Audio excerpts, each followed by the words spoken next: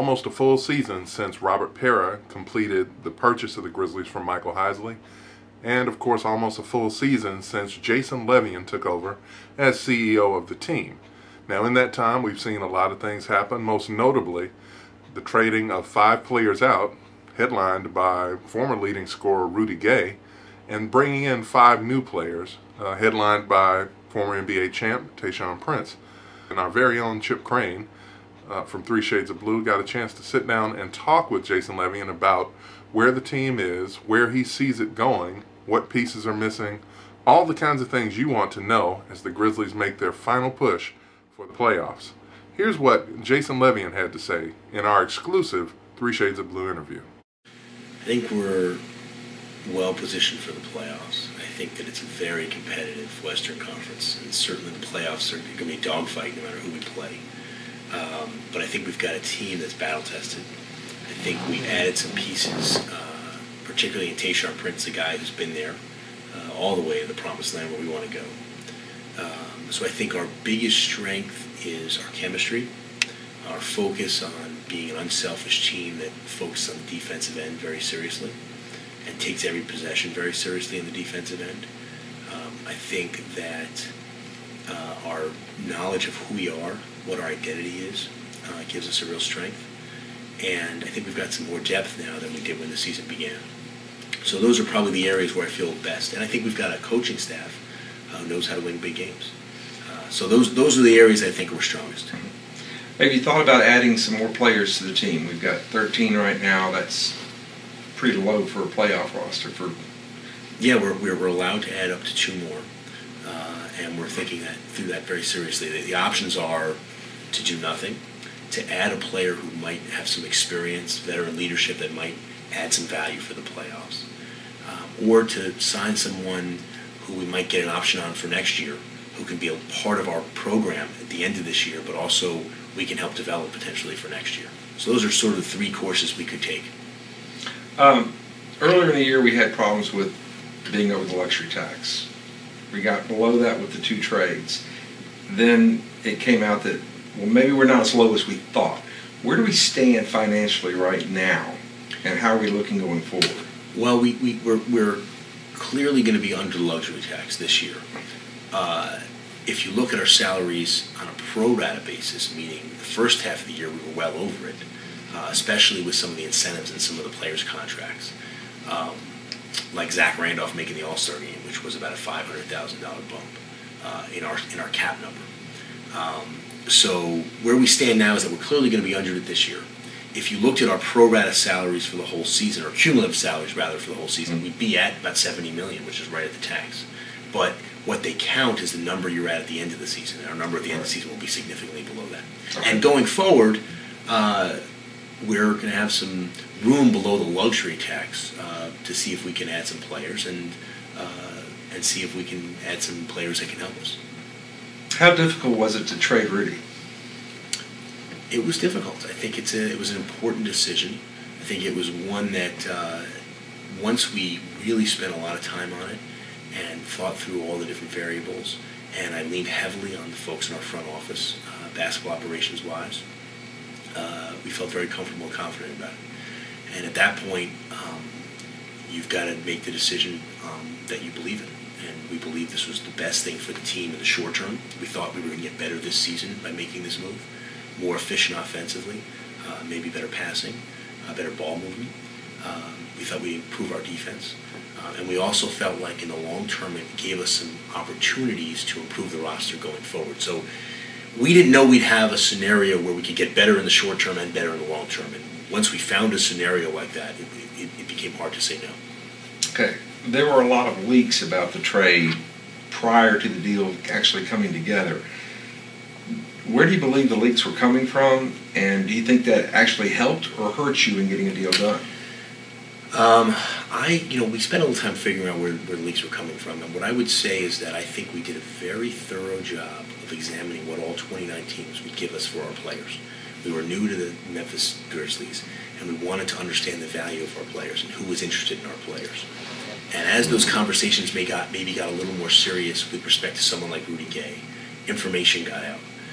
I feel very confident that it didn't come from here. And I can give you an example as to why. One team we were talking to for example, in the multi-team trade we did with Tayshaun Prince and Rudy Gay, it was very publicly they were out there. Toronto was very public it was out there. But we never told anybody, including that team, that we were talking to Detroit. And until 1 hour before the trade, call was already done. We already had the Detroit piece locked in. No one knew that Detroit was part of that deal. And then as soon as we set up the trade call and let all three teams know about it, it was out momentarily. So it gave me a lot of confidence that the leagues that aren't coming from here, I don't think they're helpful. I don't think you want to use the media to leak things to generate interest in your players. I think that, on the other hand, the collateral damage of the leaks is not so great that we can't do our job. We have to do our job. So we need to be calling all these teams. If we're going to trade an important piece on our roster, we don't want to say afterwards, what if we had called Oklahoma City? What if we had called the Miami Heat and asked them about the deal? We wouldn't want to leave any stone unturned. So as we get further along, I think there's going to be collateral damage from leaks. I feel very confident in the group of people we're working with here. Chris Wallace, John Hollinger, Stu Lash, myself and others, that we're very focused on the task at hand and that we're speaking only internally. And I think we're going to do a good job of doing that going forward, but I think you're going to see more leaks. And if we're going to be as active a team as we need to be successful, there's going to be information about the Memphis Grizzlies business out there just because the other teams that we talk to, it's going to come out. Okay. The timing of the trade raised a lot of questions. Do you feel that the trade was made at the right time, or do you think that it needed to be? We could have waited later and gotten something better? When you say later, you mean in June? No, I'm talking about the trade deadline. The 2 weeks, 3 weeks before the trade deadline. Well, I think that it turned out to be a very good, very timely for us for a couple reasons. One is it gave our team more time to gel as we get later in the season. Two is you look at some of the other headline players that were potentially going to be traded, that teams who had them may have been motivated to trade. They weren't able to get deals done at the trade deadline. So I don't think that the price for those players went up. If anything, it went down. And so I think we were very fortunate in our timing, and it worked out very well. Okay. The other night at the Chalk Talk, Chris Wallace said he isn't involved in discussions for the new contracts with Lionel Hollins or Tony Allen. Who is involved with that, and where do we stand right now? Sure. Well, we can't have discussions with Tony Allen. We're not allowed to have them until July 1st. Okay. So there are no discussions going on with him. The rules prohibit that. That said, he's a very valuable asset to the team. He's a very valuable asset to the community and the organization. And we're huge Tony Allen fans. And what he brings us is something that's very unique and is not to be taken lightly. As with respect to Lionel Hollins, we made the decision as an organization that we wouldn't comment publicly on the status of his contract. But what I will say is that we think he's done a very good job and that he is a terrific asset to this organization. He's gotten these players to buy in to defense, to winning basketball, to unselfish play, and it's a tribute to him. And the kind of adjustments he's made in the middle of this season, with the changes, losing your leading scorer, even though we thought it was a positive overall for the team, the adjustment he had to make there and the coaching staff had to make is really commendable. And I admire the work he's done. Okay. What does the team need to accomplish in the playoffs for you to feel the season was successful? That's a metric that we've been spending a lot of time thinking about. We want to see our team grow. We believe we can be competitive. I don't know if I'd put a specific yard marker on it, but I think that we have the ability to beat anybody in a 7-game series in the entire NBA. We certainly know there are challenges there, and I look around at the potential matchups for us, and every one of them is formidable. But this is a team that knows how to win, and I think we're going to measure it by how hard we play, how well we come together, and the kind of success we have on the floor. But I'm not specifically sure what that'll translate to yet. How important is it for the Grizzlies to move into the first round of the draft this coming summer? Well, we value the draft very heavily, and that's why it was painful for us to lose a draft pick, a future draft pick, in the Cleveland trade. It wasn't something that we did without a lot of thought and a lot of consternation.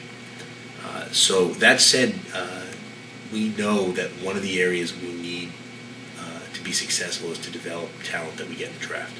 We've got 2, maybe 3 second-round picks now. And so the more games Toronto loses now, the better off we are with that pick. And we're quite mindful of that. And then we've got Miami's pick, which is probably going to be very late in the second round. And then we may or may not have our own pick, depending on how the season ends. Is there an opportunity for us to move up in the draft? I think we're going to look carefully at it. I think our next move is going to be to really study the draft, study the players, see who we really like, who might be the right fit for us, and then see where we think they might go in the draft. And if that means that we want to move up, we may do that. But we're not at that point yet. I think we're more at the point of really studying in depth some of the prospects and understanding the landscape. Okay. Mike Heisley, in the first playoff game, came out and sang the national anthem. What will you or Robert Parra do in our first playoff game here in Memphis? It's funny. I was in New York at the Jimmy Fallon show when Justin Timberlake and Jimmy Fallon did the History of Rap Part 4. And I texted Robert. I said, "You and I should do the History of Rap Part 5 on the court before the first playoff game." I don't know how well we go. I don't think we can compete with those guys. We don't have that talent level. But suffice to say that we're in discussions about wanting to make it very entertaining. But our focus is on winning that first game, that first home game, and winning the second one. The fans want to be entertained, but the way we're going to entertain them is with victories. So we're really hopeful that we can make a deep playoff run.